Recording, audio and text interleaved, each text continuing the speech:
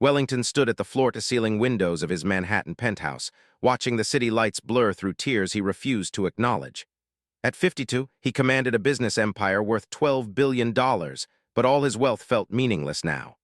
Behind him, the sound of medical equipment hummed constantly, a reminder that money couldn't buy what he needed most.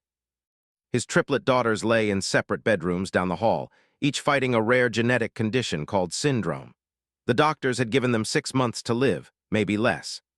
Emma, Sophie, and Grace were only 8 years old, and their vibrant personalities were slowly fading as the seizures became more frequent and severe. The penthouse had been transformed into a medical facility. 3 full-time nurses worked in shifts, monitoring the girls around the clock. Expensive equipment lined the walls, and the best neurologists in the world had examined his daughters. Yet nothing seemed to help. The seizures were getting worse, and the medications were losing their effectiveness. Had fired his previous household staff months ago, unable to bear their pitying looks and whispered conversations. The only person who remained was Johnson, the woman who had worked as their housekeeper for 3 years. At 35, she was a single mother from Jamaica who had immigrated to America to build a better life for herself and her teenage son, David. Unlike the others, never treated the girls differently after their diagnosis. She still sang to them, told them stories, and made them laugh when they felt well enough. The triplets adored her, calling her their second mama, much to his initial discomfort. He had always maintained professional distance with his staff, but seemed to break down every barrier without even trying. That evening, as reviewed medical reports in his study, he heard familiar voices coming from Emma's room. He walked quietly to the doorway and saw sitting between all 3 girls on the large bed, reading them a story. The medical staff had moved the girls together for the evening, something that seemed to comfort them. "Tell us about the healing plants again," Sophie whispered, her small hand holding his arm. His voice was soft and musical as she spoke. "Back in Jamaica, my grandmother knew about many plants that could help people feel better. She taught me about the healing power of nature before I came to America." "Did she really heal people?" Grace asked, her eyes wide with curiosity despite her pale complexion. "She helped many people in our village," replied. "But here in America, I clean houses and take care of beautiful girls like you." Felt his chest tighten as he watched the scene. His daughters looked more peaceful than they had in weeks. Emma, usually the most active of the 3, was fighting to keep her eyes open, but she was smiling. Sophie, the quietest one, was actually giggling at something said. Grace, who had been refusing to eat for days, was asking for water. Dr. Harrison, the lead neurologist, appeared beside in the hallway. "The seizure activity has been increasing," he said quietly. "We may need to discuss more aggressive treatment options soon." Nodded, but his attention remained on the woman sitting with his daughters. There was something about that the girls responded to, something that none of the medical professionals seemed to provide. It wasn't just kindness or patience. It was as if she understood something about healing that went beyond medicine. Later that night, after the girls were asleep, found in the kitchen preparing their medications. She worked with careful precision, checking each dosage twice before placing the pills in labeled containers. "They seem calmer when you're with them," said, surprising himself by starting a conversation. Looked up, her dark eyes meeting his. "They're scared, Mr. Wellington, not just of being sick, but of being forgotten. They need to know they matter." "Of course they matter," replied, feeling defensive.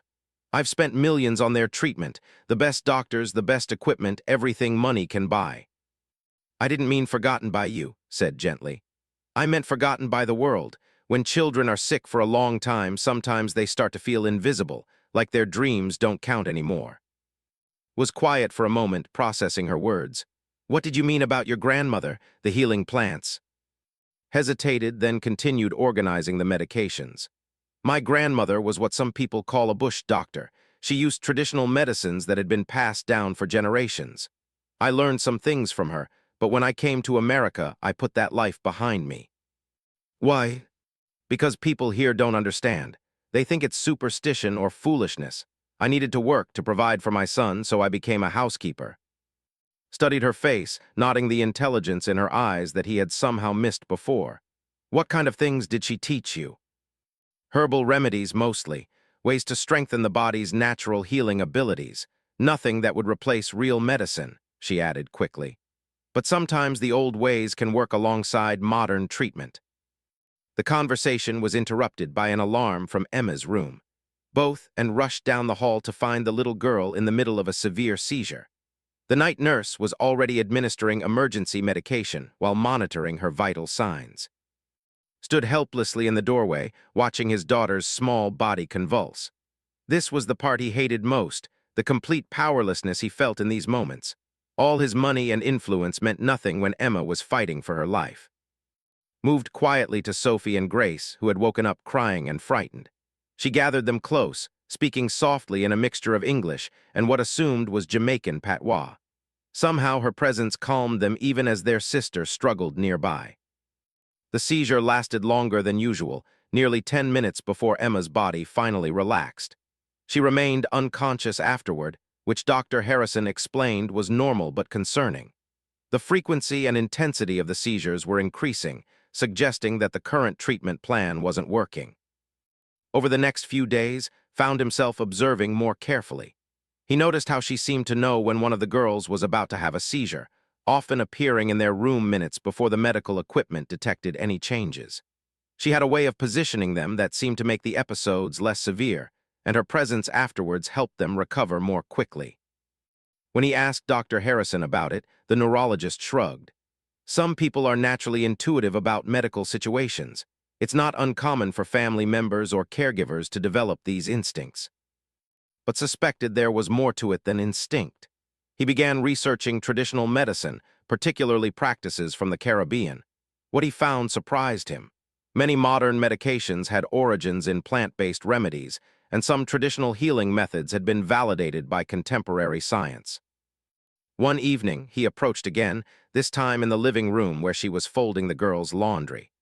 "I've been thinking about what you said about traditional medicine. Would you be willing to tell me more about what your grandmother taught you?" Set down the small dress she was holding and looked at him carefully. "Why are you asking?" "Because my daughters are dying, and everything I've tried isn't working. If there's even a chance that traditional methods could help them, I want to know about it." "Mr. Wellington, I'm not a doctor. I can't prescribe treatments or make medical recommendations. I'm just a housekeeper." "No," said firmly. "You're not just anything. My daughters love you, they trust you, and they respond to you in ways they don't respond to anyone else, including me. If you know something that might help them, please tell me." Was quiet for a long moment, then sat down across from him. "In Jamaica, epilepsy was treated with a combination of herbs that helped calm the nervous system and reduce inflammation in the brain. My grandmother used plants like vervain, skullcap, and passion flower, along with specific dietary changes and spiritual healing practices." Spiritual healing. Prayer, meditation, energy work. The belief that healing involves the whole person, not just the body. Western medicine focuses on symptoms and diseases, but traditional healing looks at the person as a complete being. Leaned forward, intrigued despite his skepticism. "Do you think these methods could help Emma, Sophie, and Grace?" "I don't know," answered honestly. "Their condition is very serious, and they need the medical care they're receiving. But sometimes traditional methods can support conventional treatment, help the body heal itself more effectively." That night lay awake thinking about their conversation. He had built his fortune by taking calculated risks, by seeing opportunities that others missed. Now he was facing the biggest gamble of his life. His daughters were dying despite the best medical care money could buy. Was he willing to explore alternatives that most people would consider unscientific? The next morning, he made a decision that would change everything. He called Dr. Harrison and requested a meeting to discuss integrative treatment options. Then he asked if she would be willing to work with the medical team to explore traditional remedies that might complement the girl's current care. His eyes filled with tears. "Are you sure, Mr. Wellington?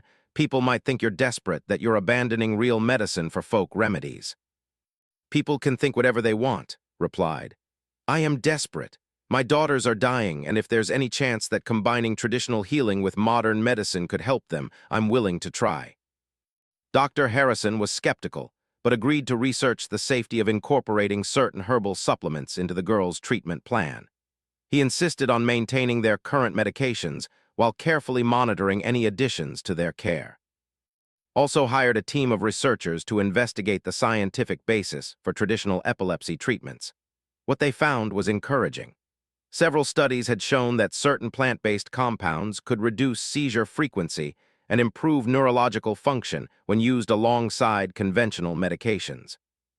As they began planning this new approach, realized that it had given him something he had lost hope. For the first time since his daughter's diagnosis, he felt like they were moving forward instead of just watching them decline. The triplets seemed to sense the change in atmosphere. They were more alert, more engaged with their surroundings. Emma even asked when they could go outside again, something she hadn't mentioned in months. Sophie started drawing pictures of flowers and plants after told her stories about Jamaica. Grace began eating better, especially when prepared traditional foods from her homeland. Found himself spending more time with his daughters, not just checking on their medical status, but actually talking with them, playing games, and listening to their dreams for the future. Had been right about them feeling forgotten by the world, and he was determined to change that. One evening, as he tucked Emma into bed, she looked up at him with her father's green eyes and said, "Daddy says that healing starts in the heart. Is that true?" Smoothed her hair back from her forehead, feeling the warmth of her skin and the steady rhythm of her breathing. "I think it might be, sweetheart. I think it might be." As he turned off the lights and headed to his own room, reflected on how much had changed in just a few weeks. He was still the same billionaire businessman, but he was also becoming something he had never been before, a father who was willing to look beyond conventional wisdom to save his children. The real journey was just beginning, and he had no idea how dramatically one woman 3 weeks later, his penthouse looked like a combination of a medical facility and a botanical garden. Had carefully selected traditional healing plants that Dr. Harrison deemed safe to use alongside the girls' conventional medications. The living room now housed rows of herbs growing under special lights, filling the space with unfamiliar but pleasant scents. The transformation hadn't been without challenges. Dr. Harrison had initially refused to consider any alternative treatments, calling them dangerous pseudoscience. It took threatening to find new doctors before the neurologist agreed to research the safety profiles of specific herbs that recommended. "Mr. Wellington, I need you to understand the risks," Dr. Harrison had warned during their first meeting about the integrated approach. "If we add anything to their current treatment and their condition worsens, we won't know what caused the decline." Had listened quietly to these discussions, never pushing her suggestions, but always ready to provide detailed information about the traditional remedies she knew. Was impressed by her knowledge. She could explain the chemical compounds in various plants, their historical uses, and potential interactions with modern medications. "My grandmother made me memorize everything," explained when asked about her expertise. "In our village, there were no pharmacies or hospitals. People relied on traditional healers, and mistakes could be fatal. She taught me to respect both the power and the dangers of natural medicine."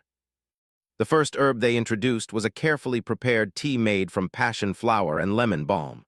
Brewed it according to her grandmother's specific instructions, straining it multiple times and serving it at exact temperatures.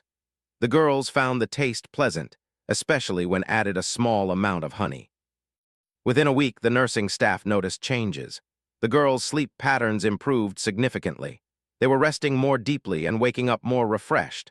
Sophie, who had been having nightmares since her seizures worsened, slept peacefully through the night for the first time in months. It could be a placebo effect, Dr. Harrison cautioned, but he couldn't deny the improvement in their sleep quality based on the monitoring equipment. Saw other changes too. The girls seemed less anxious during the day. Emma, who had become withdrawn and fearful, started asking to help tend to the plants. Grace began showing interest in drawing again, creating colorful pictures of the herbs growing in their home. Sophie asked more questions about everything around her, displaying a curiosity that had been absent for weeks. Worked closely with the medical team, keeping detailed records of everything she gave the girls. She measured herbs with precision, noted the time of each dose, and documented any changes in behavior or symptoms. Her meticulous approach impressed even the skeptical doctors. "She's more thorough than some medical students I've worked with," Dr. Harrison admitted to privately. The real test came when they decided to add a second traditional remedy. Had mentioned that her grandmother used a specific combination of vervain and skullcap to reduce the frequency of seizures in epileptic patients. The herbs had to be harvested at particular times, prepared in exact proportions, and administered at specific intervals. Flew in fresh herbs from Jamaica, paying premium prices to ensure quality and authenticity. Spent 2 days preparing the remedy according to her grandmother's traditional methods, which included prayers and specific rituals that she performed quietly in the early morning hours. The medical team monitored the girls constantly during the first week of the new treatment. Barely slept, checking on his daughters every few hours and watching the seizure detection equipment for any changes. On the 10th day, something remarkable happened. Emma went 48 hours without a seizure, the longest period she had experienced in 6 months. When she finally had an episode, it was shorter and less severe than usual. She recovered consciousness quickly and seemed less disoriented afterward. Sophie and Grace showed similar improvements. Their seizures became less frequent and less intense. The girls were more alert between episodes and showed increased appetite and energy. Even their speech, which had been affected by the constant neurological disruption, became clearer and more confident. Dr. Harrison ran additional tests, checking blood levels, brain activity, and overall neurological function. "I can't explain it medically," he told, "but there's definitely improvement. Their brain scans show reduced inflammation, and their seizure patterns have changed significantly." The improvements weren't just medical. The emotional atmosphere in the penthouse transformed completely. The girls laughed more often, played together, and talked about future plans. Emma announced that she wanted to learn about plants like. Sophie said she wanted to visit Jamaica someday to see where the healing herbs grew naturally. Grace declared that she wanted to become a doctor who used both traditional and modern medicine. Found himself changing too. He had always been focused on business deals and financial growth, but now he spent hours reading about traditional healing practices, ethnobotany, and the history of plant-based medicine. He discovered that many pharmaceutical companies were actively researching traditional remedies from various cultures, trying to identify and synthesize the active compounds. "Why isn't this more widely known?" asked one evening as they watched the girls play quietly in the living room. "Because traditional healers aren't usually billionaires who can fund research and demand attention from the medical establishment," replied with a smile. "Most traditional knowledge stays in small communities where it's passed down through families." Realized she was right.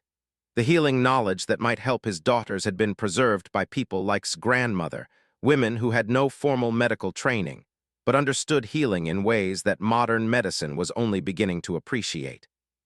He began reaching out to researchers who studied traditional medicine, offering funding for clinical trials and studies. He connected with ethnobotanists who were documenting healing plants from around the world. Discovered a whole network of scientists who believed that traditional medicine could complement modern healthcare if properly researched and regulated. One of these researchers, Dr. Maria Santos from the University of California, came to visit the girls and observe methods. Dr. Santos specialized in traditional Latin American medicine and was conducting clinical trials on plant-based epilepsy treatments. "What you're doing here is remarkable," Dr. Santos told after spending a day observing work. "This level of improvement in syndrome patients is extremely rare. We need to document everything and potentially develop a clinical protocol based on these results." Was initially hesitant about the increased attention. "I'm not a scientist," she told. "I'm just using what my grandmother taught me. I don't want to pretend to be something I'm not." "You're not pretending," assured her. "You're sharing knowledge that could help other children. Isn't that what your grandmother would have wanted?" The conversation made realize how much his perspective had shifted. Months ago, he would have dismissed traditional medicine as primitive superstition. Now he was funding research into healing practices that had been developed over centuries by indigenous communities around the world. His business associates were baffled by his new interests. During board meetings, found himself distracted by thoughts of his daughter's progress and the potential applications of traditional medicine. Some investors worried that his personal crisis was affecting his judgment, but had never felt more clear-headed about what truly mattered. The girls continued improving. Their seizures decreased from multiple episodes per day to just a few per week. When seizures did occur, they recovered much more quickly. Emma returned to reading, something she had been unable to do for months due to cognitive effects from constant seizures. Sophie began writing short stories about magical healing plants. Grace started learning basic Spanish so she could communicate with Dr. Santos. Worked tirelessly, not just preparing traditional remedies, but also educating the medical staff about her methods. She taught the nurses how to recognize subtle signs that preceded seizures, techniques she had learned from her grandmother for observing patients holistically rather than just monitoring medical equipment. In traditional healing, explained to Dr. Harrison, you watch the whole person. Changes in breathing, skin color, energy levels, even how someone holds their body can tell you what's happening before machines detect it. The medical team began incorporating these observational techniques into their routine care. They noticed that methods often gave them earlier warning of approaching seizures, allowing for more timely interventions. Documented everything, creating a comprehensive record of his daughter's treatment that combined traditional and modern approaches. He hired medical writers to prepare case studies that could be submitted to peer-reviewed journals. If this integrated treatment could help other children with syndrome, he wanted to make the information available to the global medical community. The girls became willing participants in this documentation process. They enjoyed being interviewed by visiting researchers and took pride in their role as pioneers in a new type of treatment. Emma declared that their story would help other sick children get better, while Sophie decided she wanted to grow healing plants when she was older. Grace announced her plan to become the first doctor who spoke both medical language and plant language. As winter turned to spring, the improvements in all three girls continued. Their neurologist had originally given them 6 months to live, but now he was talking about long-term management strategies. The deadly progression of their disease had not only stopped, but appeared to be reversing. I've never seen anything like this in 30 years of treating syndrome, Dr. Harrison admitted too. I don't fully understand how the traditional remedies are working, but I can't argue with the results. Stood at the same windows where he had felt so hopeless months earlier, but now he watched his daughters playing in the rooftop garden that had created. They were laughing, running, and arguing about whose turn it was to water the herbs. They looked like normal, healthy 8-year-old girls, not dying patients. Appeared beside him, carrying a tray of freshly prepared herbal tea for the girls' afternoon dose. Your grandmother would be proud, said to her. She would be amazed, replied. She always said that healing worked best when different types of knowledge came together with love and respect. I think that's what we've created here. Nodded, understanding that they had built something unprecedented. They had combined the best of modern medicine with ancient healing wisdom, supported by unlimited resources and genuine care for 3 little girls who deserved every chance at life. 6 months after beginning the integrated treatment, received a phone call that would change everything. Dr. Rachel from the Children's Hospital of Philadelphia had heard about his daughter's remarkable recovery and wanted to visit. Doctor was leading a groundbreaking study on rare genetic disorders and traditional medicine integration. Mr. Wellington, what you've documented with your daughters could revolutionize treatment for syndrome, Doctor explained during their first phone conversation. We have 43 children in our program who aren't responding to conventional treatments. Would you consider sharing your approach? Looked across the penthouse to where his daughters were having their afternoon lesson with their tutor. Emma was solving math problems without the cognitive difficulties that had plagued her during the worst of her seizures.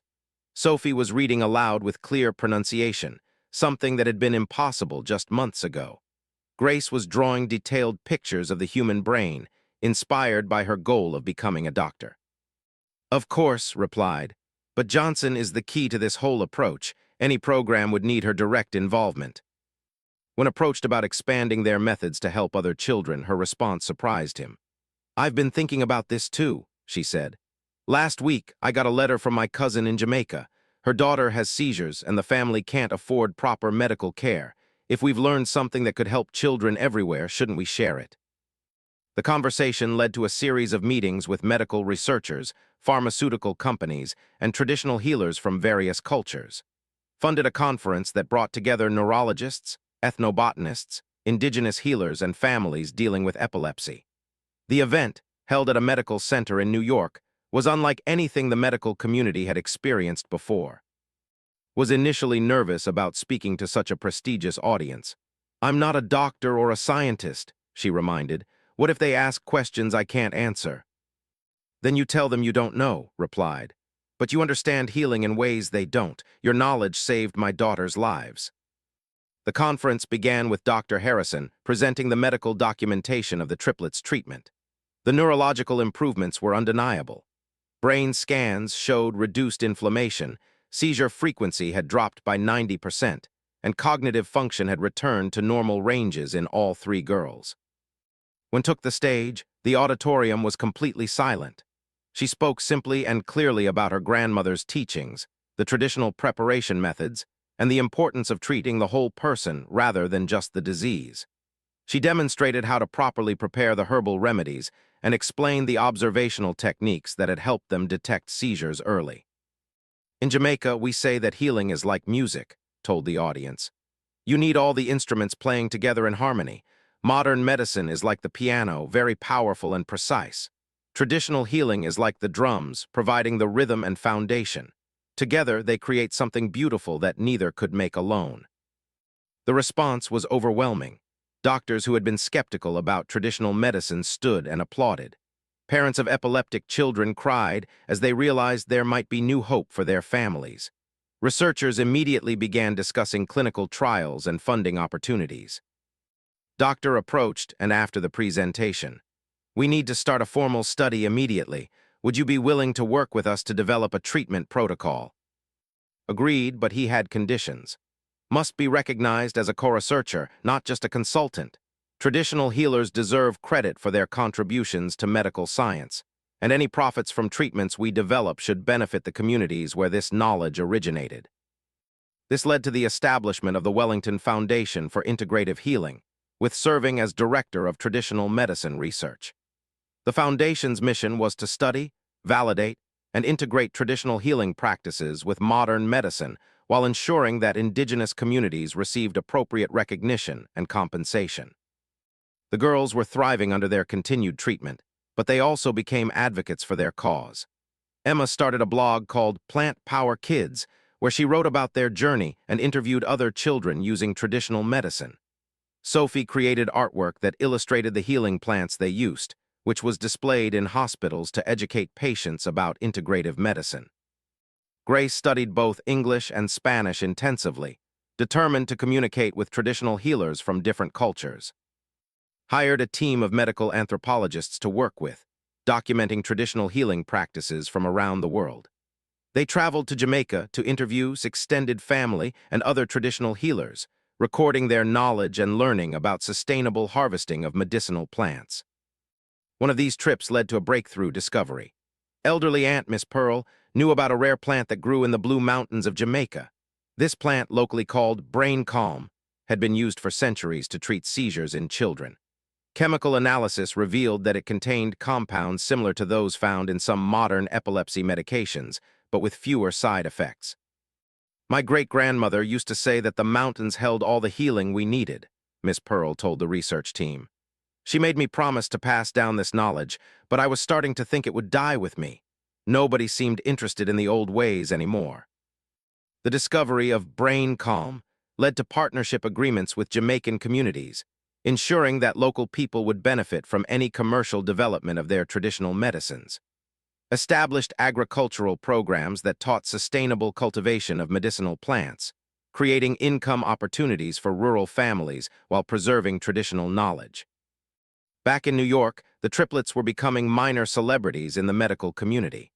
Their case study was published in the New England Journal of Medicine, the first time a traditional medicine approach had received such prestigious recognition. Media attention followed, with families from around the world reaching out for help, and developed a careful screening process for families who wanted to try their approach. Not every case was suitable for traditional medicine integration, and they insisted on working only with qualified medical teams who could monitor patients safely. "We're not replacing doctors," explained in interviews. "We're adding tools that doctors can use.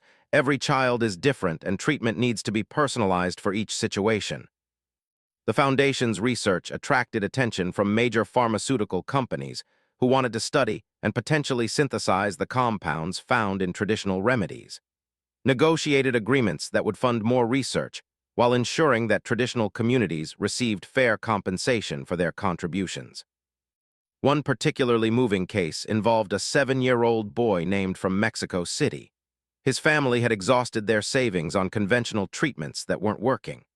Through the Foundation's outreach program, doctors were trained in the integrated approach, using traditional Mexican plants alongside modern medications. The results were similar to what had happened with the triplets. Seizures decreased significantly, his cognitive function improved, and his quality of life was transformed. His mother sent a video message to and showing playing soccer and attending school regularly. "This is why we do this work," said as they watched the video. "Every child who gets better makes all the effort worthwhile." The success stories accumulated quickly. Children in Brazil, India, Kenya, and the Philippines were helped through foundation programs that combined local traditional knowledge with modern medical supervision. The integrated treatment approach proved effective across different cultures and medical systems. However, success also brought challenges. Some traditional healers worried about their knowledge being commercialized or misused. Some doctors remained skeptical about working with non-medical practitioners. Insurance companies were reluctant to cover treatments that hadn't gone through standard drug approval processes. Used his influence and resources to address these concerns. He funded legal programs that protected traditional knowledge from unauthorized use. He established scholarships for medical students who wanted to study integrative approaches. He insurance companies and government agencies to recognize properly validated traditional treatments. The triplets, now 9 years old and seizure-free for months at a time, had become powerful advocates for integrative medicine.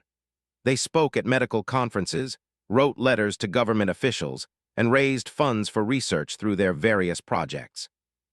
Emma's blog had gained thousands of followers, many of them families dealing with epilepsy who found hope in her story.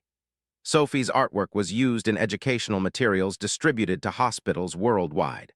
Grace had begun learning her fourth language, Portuguese, so she could communicate with traditional healers in Brazil. "We want other kids to know that there are different ways to get better," Emma explained to a reporter from Medical News Today. "Our seizures almost killed us, but now we're healthy because someone listened to traditional knowledge. Every kid deserves that chance." Dr. Harrison, who had been the most skeptical member of their original medical team, became one of the strongest advocates for the integrated approach. "I've been practicing neurology for 3 decades, he said at a medical conference. "These 3 girls taught me that we still have much to learn about healing. Traditional medicine isn't primitive or unscientific. It's a different way of understanding how the body heals itself." The foundation continued growing, establishing partnerships with universities, hospitals, and traditional healing communities on 6 continents.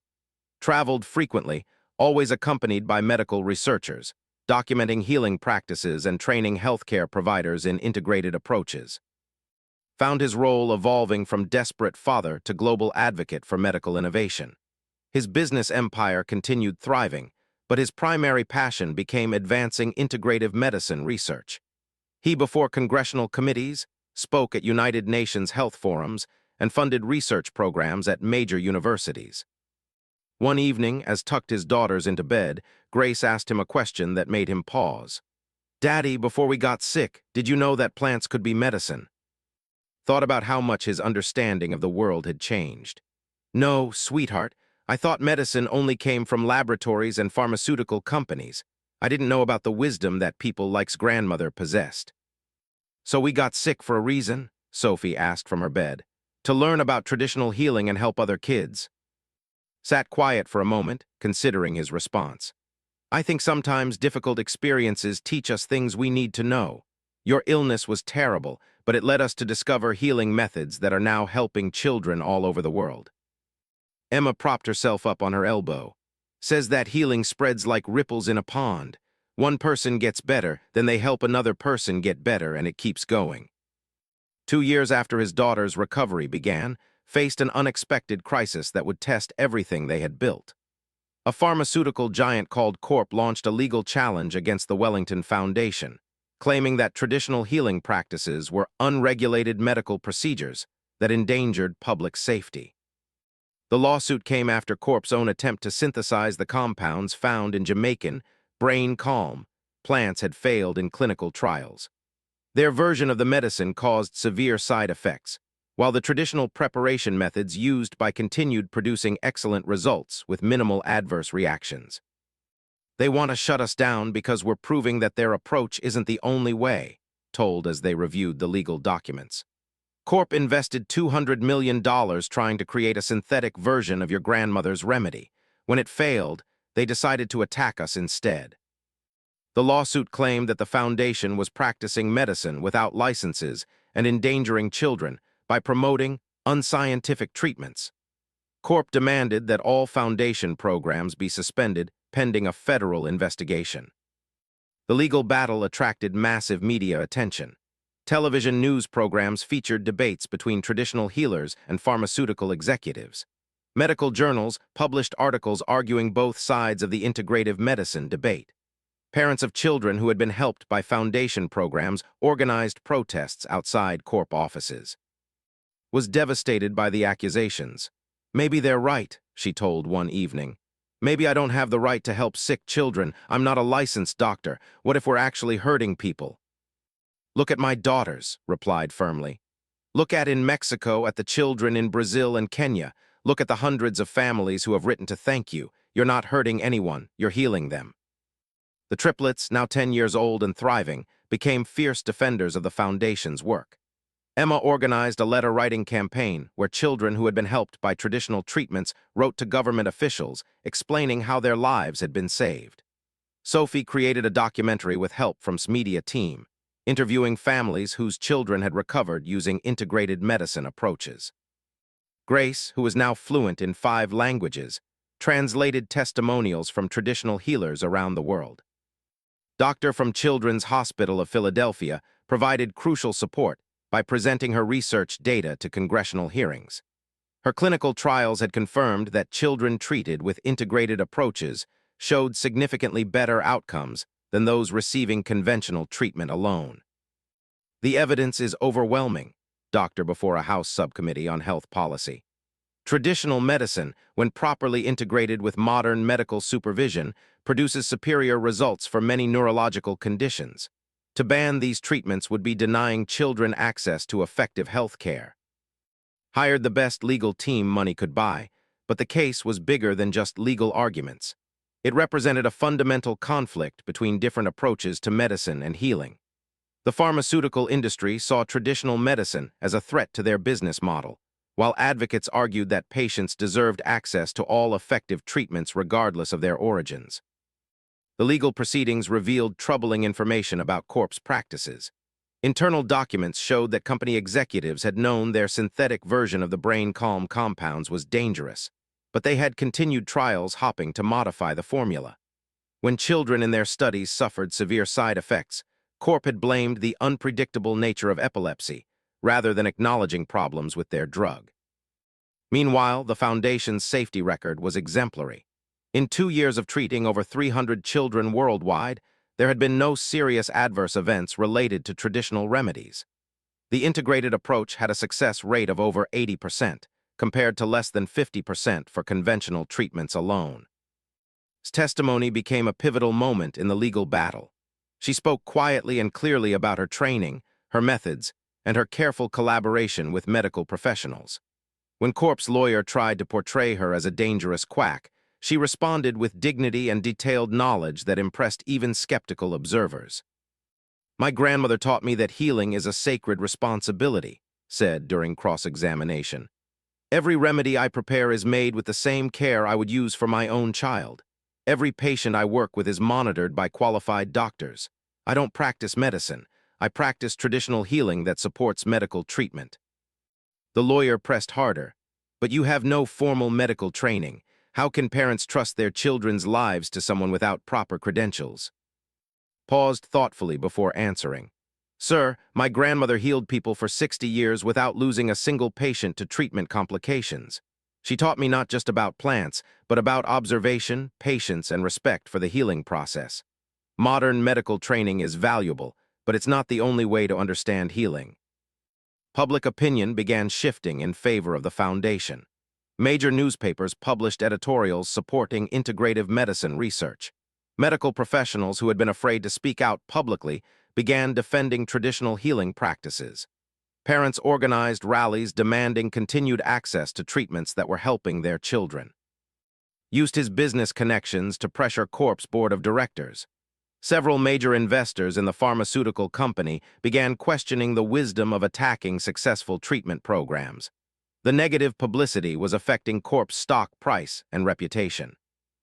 The breakthrough came when Dr. Santos, the researcher from University of California who had been studying the girl's case, published a comprehensive analysis comparing traditional and pharmaceutical approaches to epilepsy treatment. Her research showed that traditional methods often targeted multiple biological pathways simultaneously, while synthetic drugs typically focused on single mechanisms. Traditional remedies work because they've been refined over centuries of use, Dr. Santos explained in her published paper. They represent a kind of natural clinical trial that has lasted for generations.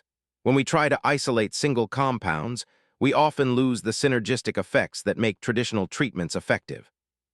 Her research provided the scientific foundation that legal advocates needed to defend the foundation's work. Federal health officials began reviewing the evidence and reconsidering their initial support for Corp's lawsuit. The political tide turned completely when Senator Maria, whose own nephew had been helped by foundation treatments, called for congressional hearings on pharmaceutical industry practices. The hearings revealed that Corp had spent more money on legal challenges against traditional medicine than on researching safer versions of their failed drug. At these hearings, explaining how the Foundation's approach had saved his daughters and hundreds of other children. "We're not anti-pharmaceutical," he said. "We use conventional medications when they're needed, but we also recognize that healing wisdom exists in many forms. Why would we deny children access to treatments that work simply because they weren't developed in corporate laboratories?" The legal case finally collapsed when 3 Corp executives were indicted for falsifying safety data in their clinical trials. The pharmaceutical company's credibility was destroyed, and their lawsuit was dismissed with prejudice. However, the victory came with unexpected consequences. Media attention had made the Foundation's work globally famous, resulting in thousands of requests for help that overwhelmed their capacity. Families from every continent contacted them, desperately seeking treatment for children who weren't responding to conventional medicine, and realized they needed to scale up their operations dramatically. They established training centers in major medical facilities worldwide, teaching healthcare providers how to safely integrate traditional treatments with modern care. They created standardized protocols for preparing herbal remedies and developed quality control measures to ensure consistency and safety. The Foundation also launched a fellowship program that brought traditional healers from indigenous communities to work alongside medical researchers. These partnerships resulted in the discovery of new treatments for various neurological conditions, always with appropriate recognition and compensation for the traditional communities that preserved the knowledge. Its role evolved from individual healer to global educator. She traveled constantly, teaching her grandmother's methods to medical professionals and traditional healers alike. Her quiet wisdom and practical approach made her a respected figure in both medical and indigenous communities. The triplets became teenage advocates for integrative medicine, speaking at international conferences and writing books about their experiences. Emma's blog had evolved into a comprehensive resource for families dealing with epilepsy. Sophie's artwork was displayed in medical schools around the world. Grace was already taking advanced science courses, preparing for her goal of becoming a physician who specialized in traditional and modern medicine integration. Found that the legal victory had opened new opportunities for the Foundation's work. Government health agencies began funding traditional medicine research. Insurance companies started covering integrated treatments that had proven safety and efficacy records. Medical schools introduced courses on traditional healing practices from various cultures. One evening, as watched his daughters doing homework at the kitchen table, he realized how much their lives had changed since that terrifying diagnosis 4 years earlier. Emma was solving calculus problems while listening to music. Sophie was writing a research paper on ethnobotany for her advanced biology class. Grace was studying medical terminology in preparation for volunteering at a local hospital. They were not just healthy, they were thriving in ways that would have been impossible during the darkest days of their illness. More importantly, their experience had created opportunities for thousands of other children to access life-saving treatments. appeared in the kitchen, carrying a tray of the herbal tea that had become a routine part of the girls' daily care. Even though they rarely had seizures anymore, they continued the traditional remedies as a preventive measure. "Any regrets about how everything turned out?" asked her. Smiled as she watched the girls tease each other about their homework assignments.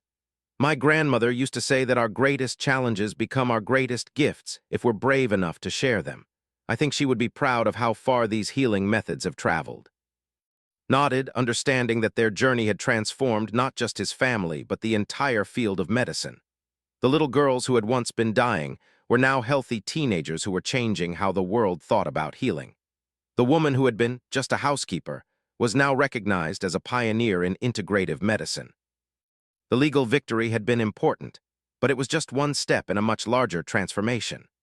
The real success was measured in the lives of children who were healthy, families who had hope, and medical 5 years later, stood in the auditorium of the World Health Organization headquarters in Geneva, watching his 18-year-old daughters receive the International Young Leaders in Health Award. Emma, Sophie, and Grace had spent their teenage years advocating for integrative medicine, and their work had influenced health policy in over 50 countries. The journey to this moment had been extraordinary. The triplets were no longer sick children fighting for their lives, but confident young women who had channeled their experience into global impact. Emma had become a published author with 3 books about integrative healing approaches for families. Sophie's documentary about traditional medicine had won international awards and was shown in medical schools worldwide. Grace was beginning her first year at medical school with a focus on neurological disorders and traditional healing integration. Sat in the front row, tears streaming down her face as she watched the girls she had helped save receive recognition from the world's leading health organization. At 45, she had become Dr. Johnson, having earned her doctorate in traditional medicine research from Columbia University. Her dissertation on Caribbean healing practices had been translated into 12 languages and was considered the definitive academic work on the subject. The Wellington Foundation had grown into a global organization with offices on every continent. They had trained over 10,000 healthcare providers in integrative medicine approaches, established sustainable medicinal plant cultivation programs in 30 countries, and documented traditional healing practices from hundreds of indigenous communities. Most importantly, they had helped save the lives of over 15,000 children with neurological disorders who weren't responding to conventional treatments alone. The integrated approach that began with desperate search for hope had become an accepted medical practice supported by extensive research and clinical evidence. As Emma began her acceptance speech, reflected on how much had changed since that terrifying day when doctors told him his daughters had 6 months to live. "When we were 8 years old, doctors told our father that we were going to die," Emma said to the international audience. "They were wrong, but not because modern medicine failed. They were wrong because modern medicine alone wasn't enough. Our lives were saved when someone had the courage to combine ancient wisdom with contemporary medical care." Sophie continued the presentation, explaining how traditional healing practices could complement modern medicine when properly researched and implemented. Around the world, indigenous communities have preserved healing knowledge for thousands of years. This knowledge doesn't replace medical science. It enhances it, giving doctors and patients more tools for achieving health and wellness. Grace concluded their speech with a challenge to the international health community. "We're living proof that healing comes in many forms. Every child deserves access to all safe and effective treatments, regardless of whether they were discovered in a laboratory or passed down through generations of traditional healers. It's time for the medical establishment to fully embrace integrative approaches to health care." The standing ovation lasted for several minutes. Healthcare officials from dozens of countries approached the triplets afterward, requesting information about implementing integrative medicine programs in their health systems. Dr. Harrison, now in his 70s and the Foundation's chief medical advisor, watched the proceedings with amazement. 20 years ago, I would have said this was impossible," he told. 3 little girls and a housekeeper have changed how the entire world thinks about medicine." The evening celebration brought together an extraordinary group of people. Traditional healers from 6 continents shared tables with Nobel Prize-winning researchers. Pharmaceutical executives discussed partnerships with indigenous medicine practitioners. Government health ministers planned new policies that would integrate traditional and modern healthcare approaches. Found himself in conversation with Doctor, who had become the director of integrative medicine at the National Institutes of Health. "The research data is undeniable now," she said. "Children treated with properly supervised integrative approaches show better outcomes, fewer side effects, and improved quality of life compared to conventional treatment alone." "What's the next step?" asked. "We're launching a global initiative to document and validate traditional healing practices from every culture on Earth," Doctor replied. "We want to create a comprehensive database of effective treatments that can be safely integrated with modern medical care. It's the largest medical anthropology project in history." Joined their conversation, still processing the magnitude of what had been accomplished. "Sometimes I think about my grandmother and wonder what she would say about all this," she said. "She healed people in a small village in Jamaica. Now her knowledge is being used in hospitals around the world." "She would probably say that healing knowledge belongs to everyone," replied.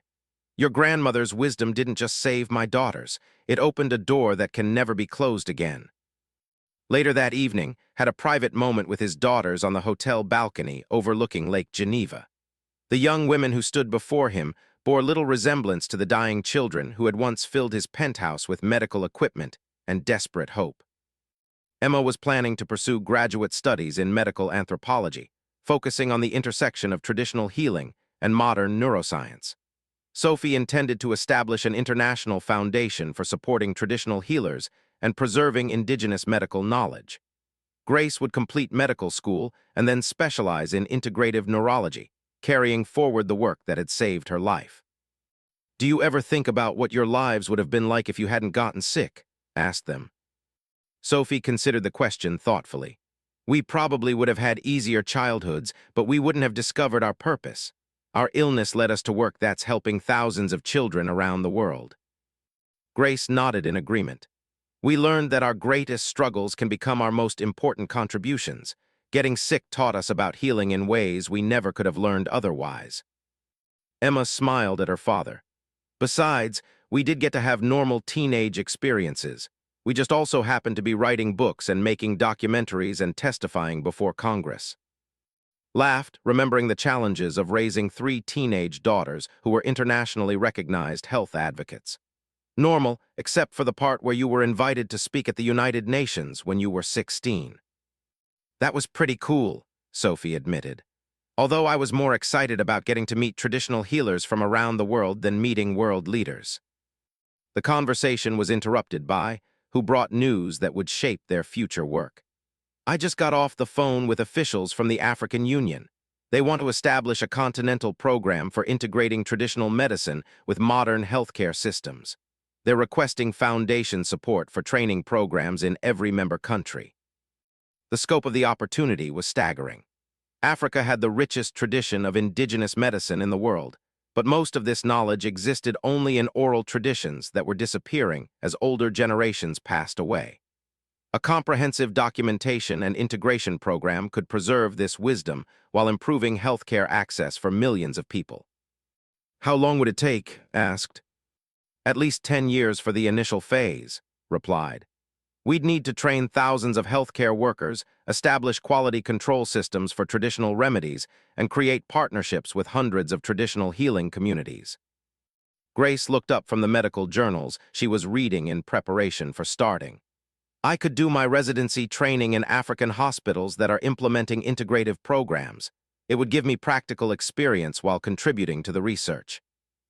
Emma and Sophie immediately began planning how their organizations could support the African initiative.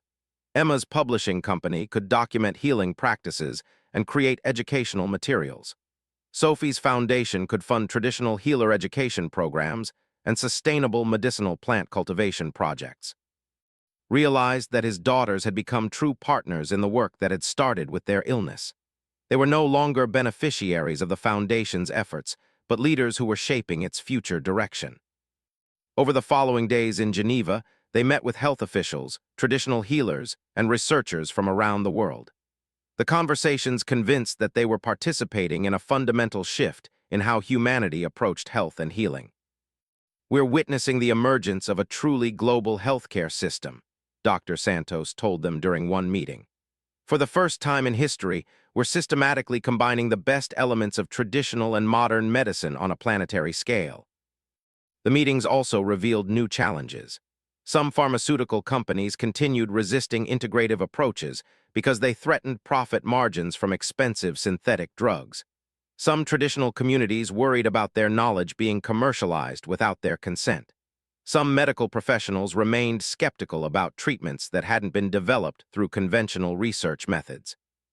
However, the momentum was clearly building toward greater integration. Medical schools around the world were adding traditional medicine courses to their curricula. Government health agencies were funding research into indigenous healing practices. Insurance companies were beginning to cover proven integrative treatments. On their final day in Geneva, accompanied to a special ceremony at the WHO headquarters, she was being inducted into the organization's Hall of Honor, recognizing individuals who had made exceptional contributions to global health. 20 years ago, I was cleaning houses and caring for my son, said in her acceptance speech. I never imagined that my grandmother's healing knowledge would someday help children around the world. This honor belongs not just to me, but to all the traditional healers who preserved medical wisdom across generations. As they flew back to New York, looked at his daughters sleeping peacefully in their airplane seats, and marveled at the journey they had completed together.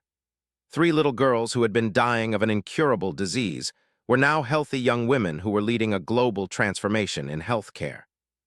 The medical equipment that had once filled their penthouse was long gone, replaced by books, artwork, and research materials.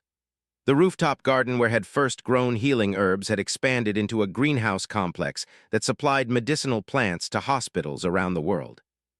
His business empire continued thriving, but his primary passion remained the foundation's work. He had discovered that using wealth to save lives and advance human knowledge was far more satisfying than simply accumulating more money. 6 months later, received a letter that perfectly captured the impact of their work. A mother in rural Kenya wrote to thank them for training that had helped local healthcare workers treat her son's epilepsy using traditional plants alongside modern medication. My son was dying, the letter read. The medicine from the city hospitals was too expensive and didn't help him. Then doctors came who knew about traditional healing. They taught our local healers how to work with the hospital doctors. My son is healthy now and going to school. Your daughter's story gave my son life. Shared the letter with Emma, Sophie, and Grace during their weekly family dinner.